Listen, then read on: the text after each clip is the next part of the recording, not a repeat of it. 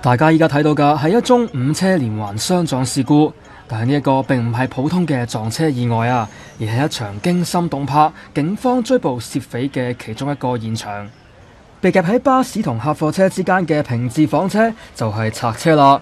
3個竊匪星期三朝早揸住呢一架平治房車到上水順欣花園一個單位爆竊，掠去單位內超過15萬元嘅珠寶首飾同現金之後，意猶未盡，竟然抬走藏有大批財物嘅夾萬。3個匪徒分頭行事，其中一人先行落樓，揸架平治房車到樓下嘅巴士站接應，其餘2人就合力抬走夾萬離開。但係早就埋伏喺附近嘅重案組探員隨即上前拘捕佢哋，其中一人當場被捕。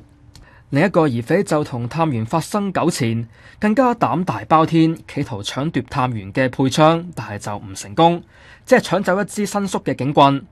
探員立即拔槍喝止，出現警棍對警槍嘅場面。最後其他警員趁機撲前，將佢制服並且拘捕。負責接應嘅疑匪見事敗，立即揸車逃走。